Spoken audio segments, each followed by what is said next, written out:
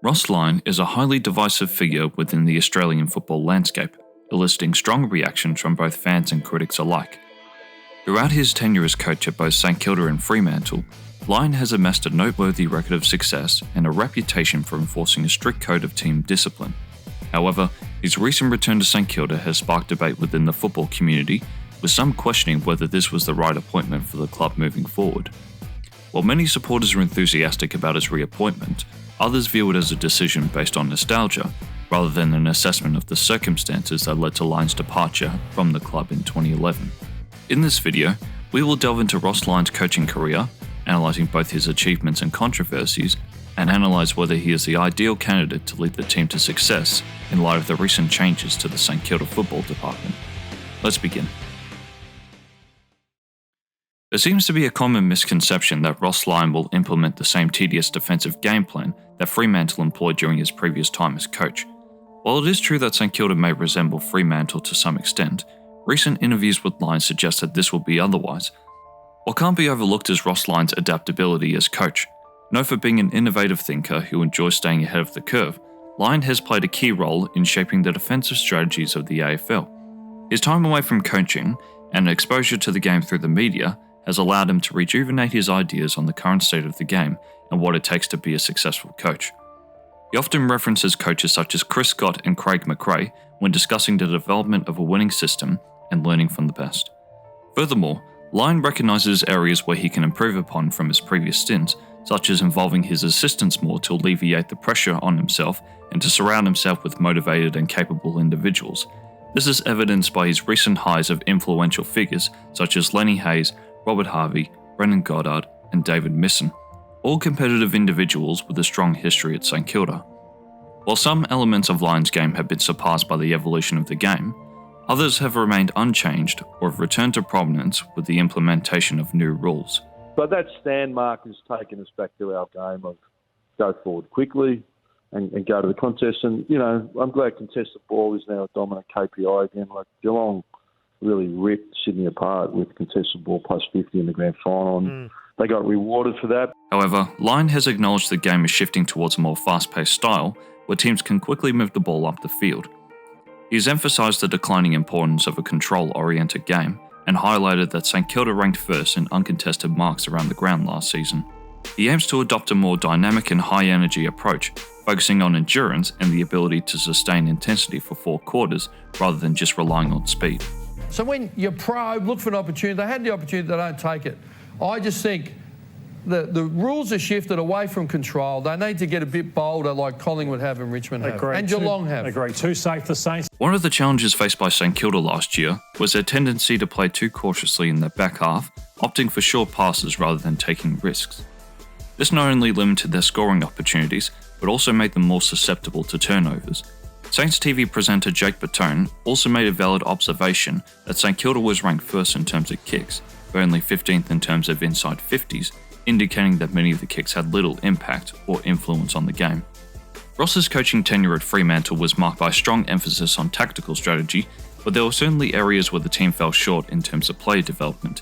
One notable example of this was the club's performance against Alistair Clarkson's Hawthorn side, in which Fremantle only managed to secure 1 win during Ross's tenure.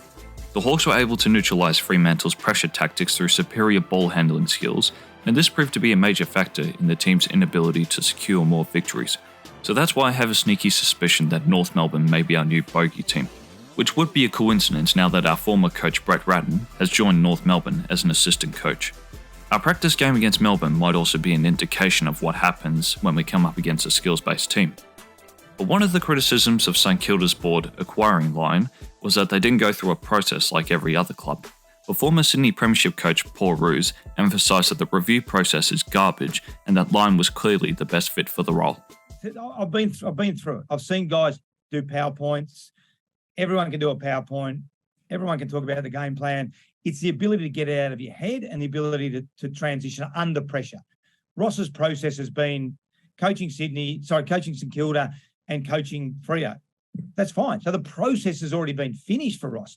But honestly, I've done it myself. It's garbage. It is absolute garbage. Yeah. Look at it. Look what Essendon did. Essendon went through a process, had one conversation with Brett Scott and gave him the, so he didn't go through a process. Ross Lyon's primary objective is to establish a foundation of consistency and high standards for the Saints. This is partially in response to the external review, which found that head coach Brett Ratten was not setting sufficiently high standards. While we may never understand the full story, it is clear that St Kilda has struggled to maximise the potential of its players since Lyon's departure from the club in 2011. During Ratten's tenure as coach, several players, including Jack Sinclair and Jack Steele, have garnered individual accolades such as All-Australian selections, while others, like Dan Butler for example, have narrowly missed out. However, the team's overall progress and success has been stagnant in comparison to teams like Sydney and Carlton. When asked whether Ratten would have been dismissed if the team had made finals, President Andrew Bassett indicated that the decision was based on the process rather than the outcome of the season.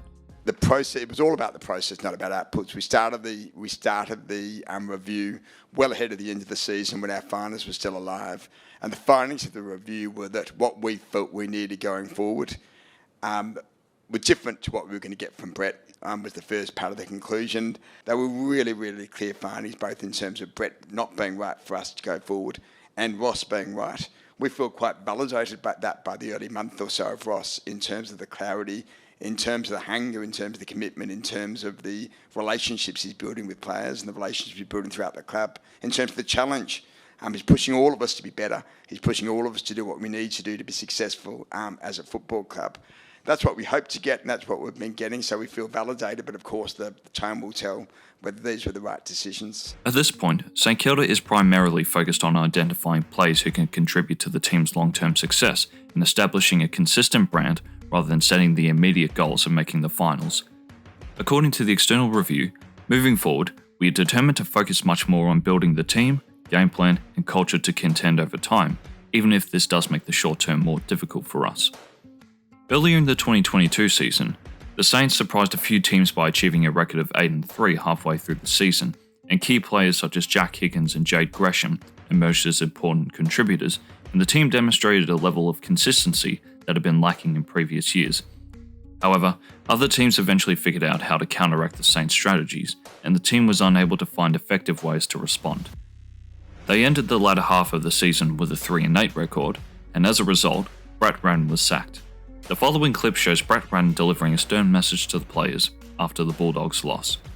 If you've got someone and you've got it done and you hand them over, do my job for me. I'm trusting you. We've got to ask more of each other. Ratten's message to the players elicited a range of responses from the public. Some applauded him for expressing frustration with the team, while others viewed it as belated and underwhelming. You need to be asking more of each other now.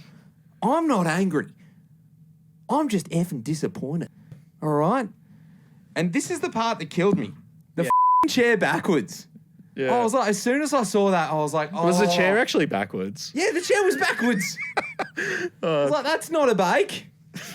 That's not a bake. That's relaxed. You're going to your room to think about what you've done. In my opinion, I would have given Ratten an additional year, but it appears that club president Andrew Bassett is fed up with mediocrity. And if you recall from the poor start in 2021, he sent an email to members apologising for the team's performance and stating that they would not tolerate these standards going forward.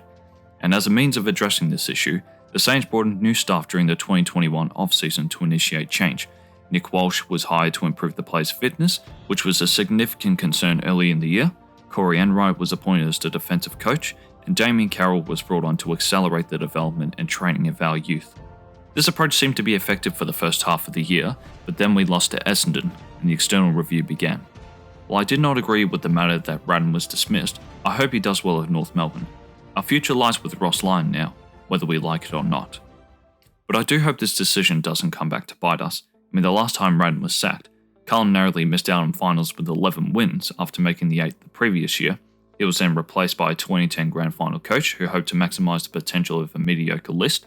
That team has since undergone a lengthy and arduous rebuilding process and have not made finals in nearly a decade.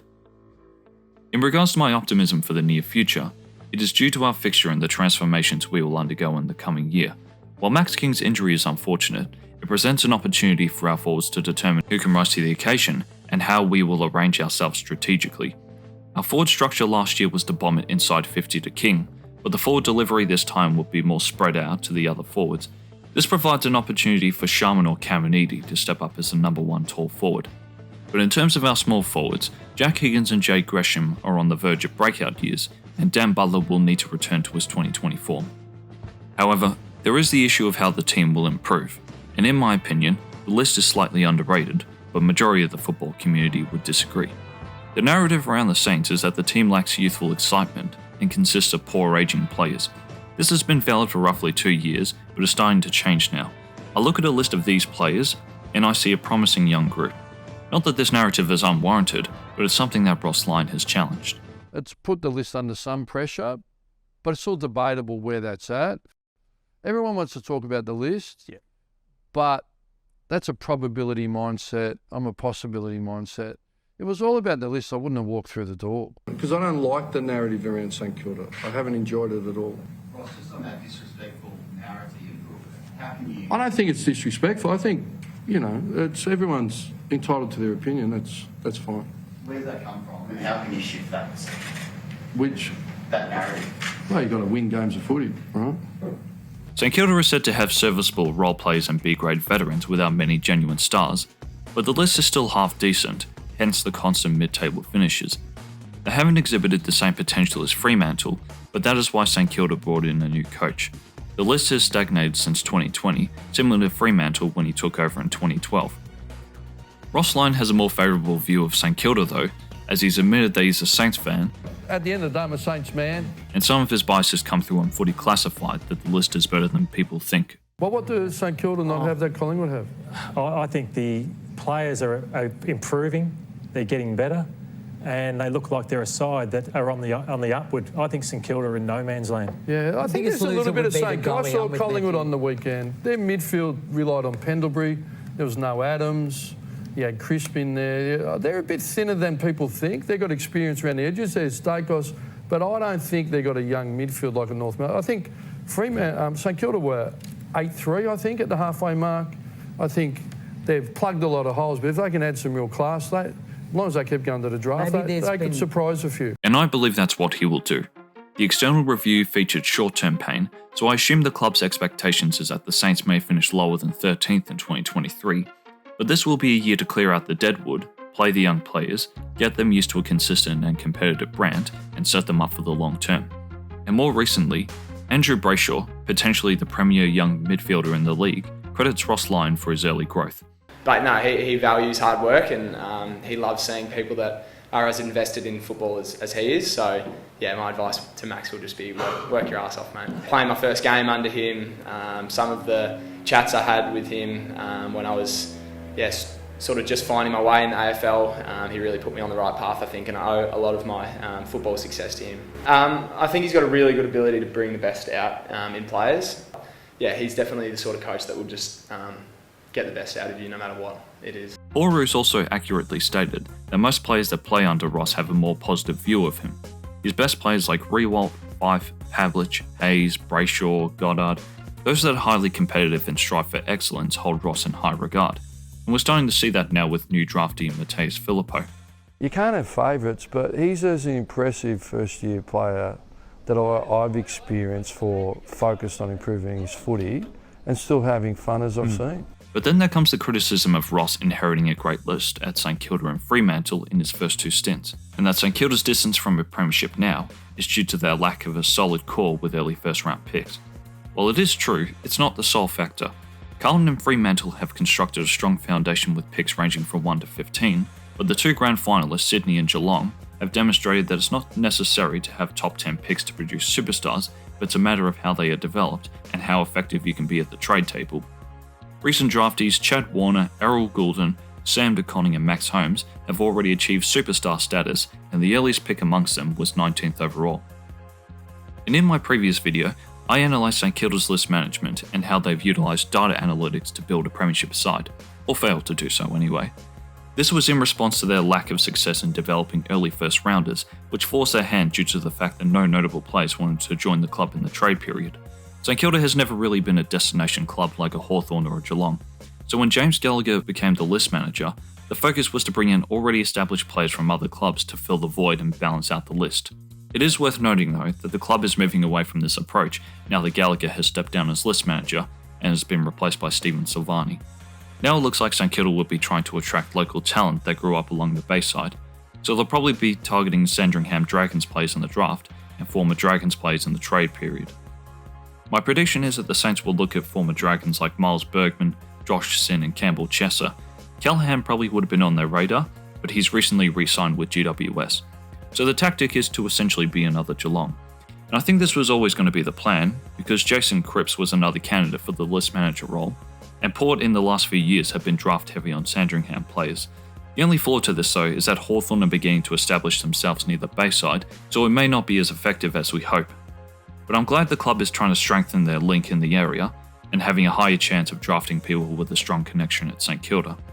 If we can somehow convince Connor Rosie, which we won't, that would be a dream scenario for us. But thank you for watching this video. I hope it's provided some insight and sparked some debate, but I'd like to hear your honest thoughts. What do you think the Saints should have done? Do you think St Kilda should have held on to Brett Ratten, or was the appointment of Ross Lyon the right call? Let me know down in the comment section below.